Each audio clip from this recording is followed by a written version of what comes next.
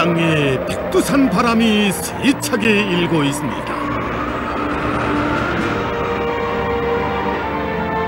그 성스러운 땅을 밟아보지 않고서는 그 고귀한 몫을 알지 못하고 사는 위대한 김일성 민족의 후손이라 할 수 없고 우리의 리상도 실현할 수 없기에 북방의 사나운 문보라를 길들이시며 우리 원수님 해초가신 백두의 혁명 전구, 혁명의 명맥이 높이고 무궁무진한 애국요론이 끌어솟는 백두산 대학으로 끝없이 다름쳐가는 우리 인민입니다.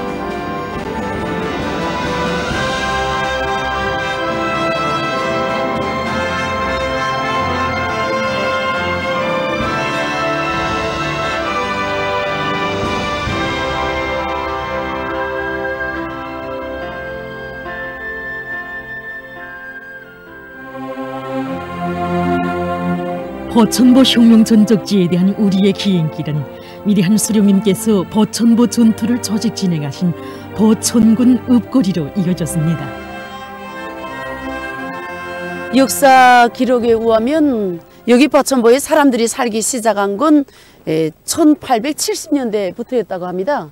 그때 살길 찾아서 북간도로 가던 하존민들이 정착하면서 여기에 사람들이 살기 시작했습니다. 그러다가 1931년도에 갑자기 주민이 불어나기 시작했는데 그 이유는 일제가 농사시험장 북선지장, 북부조선 일대에 있는 농사시험장 이란 뜻입니다.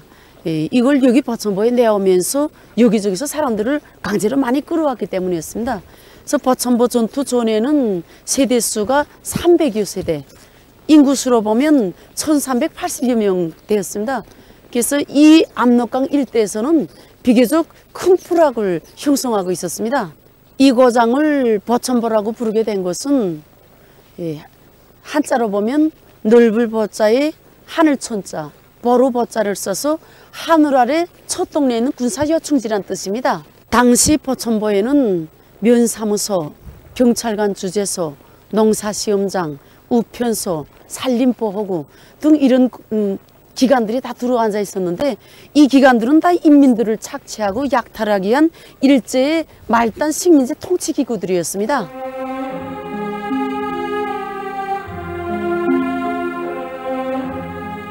주민 불악이 형성되고 살림을 폈다고 해서 사는 것이 다 생활의 보금자리로 되는 것은 아니었습니다. 어디서 살든 불행과 고통의 그림자가 숙명처럼 따라다니던 것이 나라를 빼앗긴 망국민들의 비참한 처지였음을 우리는 일제의 통치기관들을 통해서도 잘 알 수 있었습니다. 당시 일제의 면사무소입니다.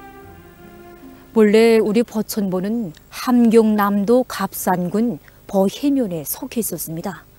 그러던 것을 일제가 이거장 사람들을 탄압할 목적으로 1934년에 버천면을 따로 내오고 바로 이곳을 면소재지로 정했습니다. 여러분들도 다 잘 알고 계시는 것처럼 면사무소라고 할 때는 일제 식민지 통치 기관에서 가장 중요한 역할을 한 말단 통치기구였습니다. 이놈들은 우리 인민들이 제 마음대로 이동하지 못하도록 고주와 퇴고 통제를 악착스럽게 하고 또 여러 가지 이름을 가지고 온갖 세금을 다 깡그리 받아들였습니다. 그때 놈들이 우리 인민들에게 부과한 세금 종류에는 국세와 도세, 면세가 있었습니다. 국세는 한마디로 말해서 국가에 바치는 세금이고 또 도세는 도청에 바치는 세금, 그리고 면세는 면에다 바치는 세금이었습니다. 놈들은 이렇게 각종 명목 밑에 온갖 혈세를 깡그리 받아내면서도 제놈들이 이 면사무소 문전을 찾아오는 사람들에게 위압감과 공포감을 주기 위해서 일부러 건물을 불에 구슬린 목재를 가지고 지었댔다는 것입니다. 이것만 보더라도 놈들이 우리 인민들에 대한 착취와 약탈의 돛을 높이기 위해서 얼마나 교활하고 악착하게 놀았는가 하는 것을 잘 알 수 있습니다.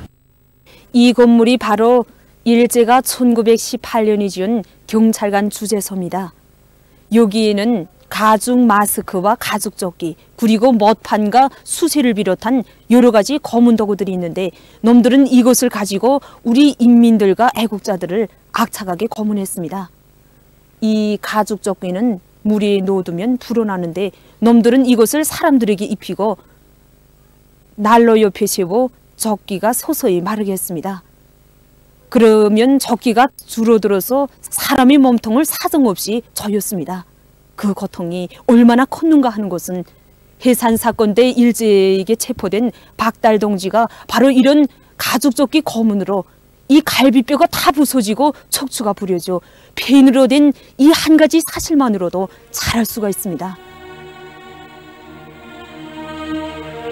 일제가 버천보시가 한복판에 말단 통치기관으로서 경찰관 주재소를 들여앉힌 것은 1918년부터였다니 버천보 전투가 있기 전까지만도 근 20년 세월을 존재한 셈입니다. 짧지 않은 세월만큼 이 지붕 아래서 피 터지게 곤욕을 치른 사람들은 그 얼마였겠습니까? 음침하게 들어앉은 주재소의 그 어디를 둘러보나 줄인 배를 채우지 못해서 시뻘건 입을 다물지 못하고 있는 승냥이의 야수성과 탐욕성이 서늘하게 느껴졌습니다. 신녀던 검도구들과 숨막힐 듯 들어앉은 감옥을 둘러보아도 억울하게 끌려와서 형벌을 당해도 그 어디 하소연할 길 없던 이고장 사람들의 소름에 젖은 신음소리, 처절한 비명소리가 들려오는 듯이었고 그들이 흘린 피고름 자욱들이 두 주먹을 부르쥐고 일제의 죄악에 찬 역사를 절규하는 듯 싶었습니다. 일제가 경영하던 우편소와 산림경영소를 돌아보아도 알 수 있지만 온 나라가 말 그대로 철창 없는 감옥이었고 나라 없는 백성은 빼앗기고 짓밟히고 학대를 당해도 묵묵히 감수해야 하는 죄인 아닌 죄인이 되어야 했던 그것이 바로 우리 민의 비참한 처지가 아니었습니까? 조선이 이대로 영영 주저앉고 마느냐, 나라 없는 망국민으로 영원히 남아있어야 합니까?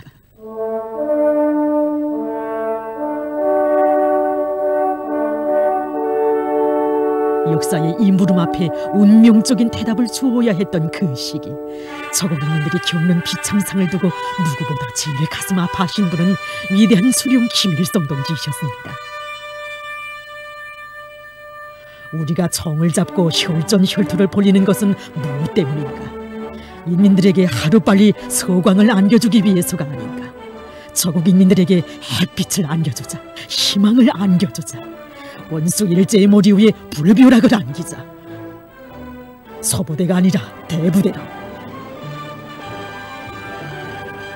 자신의 피와 살처럼 아끼고 사랑하는 인민을 학대하고 고통을 주는 원수 일제를 절대로 용서치 않으리라 증오의 피를 용암처럼 끓이시며 인민의 원수에게 오직 징벌만을 안길 멸족의 의지로 심장을 불태우시던 항일 빨치산 김일성 장군의 기상은 곧 조선의 기상, 조선의 징벌 의지였습니다.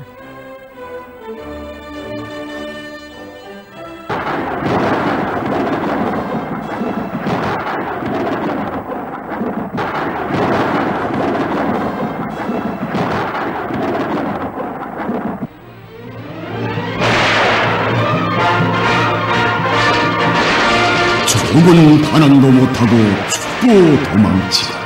유치장 지붕에선 산단 같은 불길이 일어난다. 이곳저곳 관사에서도 내놈들 집에서도 반역자들 집에서도 불길이 일어난다.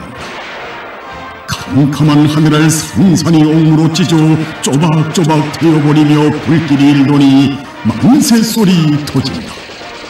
처음에는 몇 곳에서 다음에는 여기저기서 이르고 짓밟힌 이 거리에 반항의 함성 기울리거니 암담한 이 거리에 투쟁의 불길 세차거니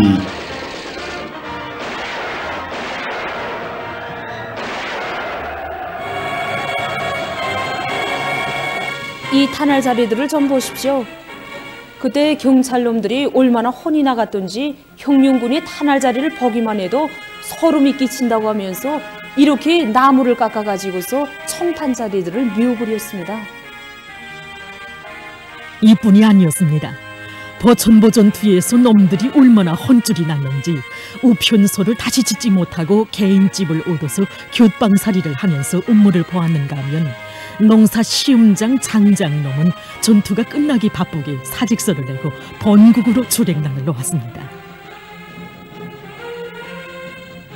버천보 전투는 무적을 자랑하던 적들에게 심대한 정치 군사적 타격을 주고 일제의 식민지 통치 기반을 밑뿌리채 흔들어 놓은 정치 대지진이 돼서 삼천리 온 강토를 뒤흔들었습니다. 위대한 수령님께서 바로 이 자리에서 전투를 지휘하셨습니다. 그때 수령님께서 이것을 지처로 정하신 목적이 있었습니다. 하나는 여기 지처가 지형상 낮은 곳에 있고 저 우쪽에 있는 전투 현장을 밤에 전투를 진행하는 조건에서 잘 살필 수 있었기 때문이었습니다. 다른 하나는 그 지휘처로부터 저기 보십시오. 경찰관 주유소까지 거리가 매우 짧지 않습니까? 불과 100여 미터밖에 되지 않습니다. 그래서 변동되는 전투 정황에 따라서 전투 지휘를 용활하게 하실 수가 있었기 때문입니다. 그때 수령님께서 전투를 지휘하실 당시까지만 해도 지금은 이렇게 나무들이 많지 않습니까? 한 그루에 항철나무만이 서 있는 번번한 보통 강기술기였습니다. 그래서 우리 수령님의 신변 안전을 담보할 수가 없었습니다. 지휘관들은 위대한 수령님께 지휘처를 전장에서 좀 멀리 떨어진 안전한 곳으로 옮길 것을 여러 번 말씀드렸습니다. 그러나 수령님께서는 전투가 끝날 때까지 바로 이 자리에서 전투를 지휘하셨습니다. 그때 수령님께서 전투를 지휘하실 때 서 있던 한 그루 항철나무가 바로 이 나무입니다. 1955년도까지 살아있다가 쿠물이 나면서 뿌리가 드러났습니다. 그래서 지금은 이렇게 보존되어 있습니다. 위대한 장군님께서는 여기 지휘처를 여러 차례 찾아주시고 세상에 습격 전투를 진행하면서 전장으로부터 지휘처까지 거리가 이렇게 짧았던 신뢰는 없었다고. 우리는 이 사실 하나만 놓고서도 우리 수령님께서 얼마나 큰 담력과 천재적 예지를 지니신 탁월한 군사 전략가이시였던가를 잘 알 수 있다고 교시하셨습니다.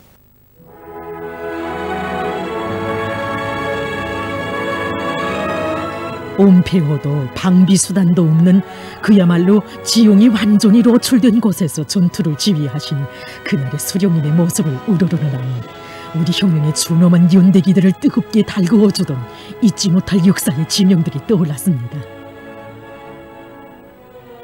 홍기하와 대사하치기, 수완보와 1211고지의 지혜산을 비롯한 유명무명의 줄령들과 고지들, 우리 수령님께서 사생결단에 의지 않고 서 계시던 보천보의 사령부 지휘처가 정녕 1930년대의 가림천 기슭에서 끝난 것이던가. 우리 장군님과 우리 원수님께서 사생결단에 의지 않고 오르셨던 초도와 몰래도, 반문점과 오성산, 철령의 구비구비는 조국과 인민을 위해서 자신의 모든 것을 깡그리 다 바치신 우리 수령님의 희생적인 한 생의 령석이고, 위대한 백두령장의 혁명실록위에 끊임없이 오르던 최전방 최전연 처소들은 오늘의 보천보 사령부 지휘처가 아니었던가. 사령부 지휘처 앞에서 천신만고로 흘러간 백두산 절수의 위인들의 한 생을 눈물겹게 되새겨보느라니 곤장동 마루 위에 피어난 저녁 노을도 압제의 어둠을 밀어내며 밤바다 위에 타오르던 그날의 보천보의 불길이 물들여 놓은 듯 싶어서 숙연해지는 마음을 금할 수 없었습니다. 그러느라니 오버이 수령님께서 보천보 전투의 의의에 대해서 하시던 말씀이 우리의 눈앞에 숭엄하게 부각돼서 안겨왔습니다.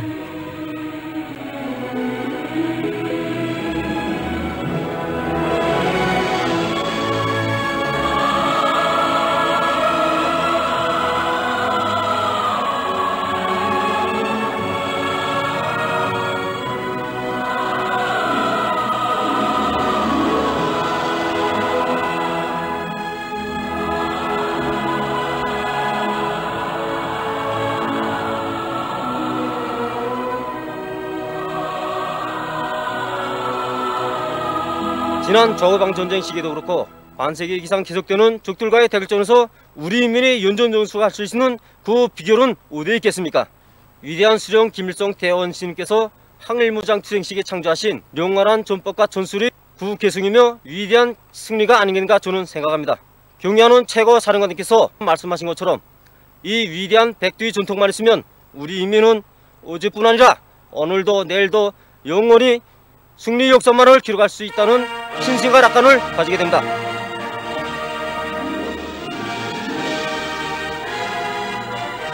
답사자들의 이야기는 버천보 전투가 가지는 정치 군사적 의의가 결코 한 시대만을 대표하지 않으며 또 한 시대에만 극한돼서는 아니 될 영원한 투쟁의 진리라는 확신을 다시금 더욱 굳히게 했습니다.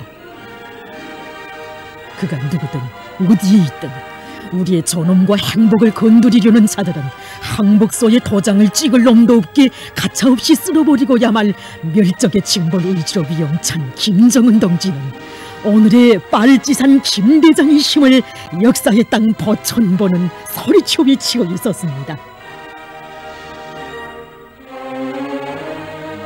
정녕 경야는 원수님께서 백두선구에 높이 올리신 혁명의 말발급 소리는 적대 세력들의 그 어떤 도전 침략 책동도 맞받아 뚫고 나가며 백두에서 개척된 주체의 혁명 위협을 끝까지 이어갈 불굴의 혁명 신념을 다시금 힘있게 선언한 오늘의 버천보 총성이 아니겠습니까?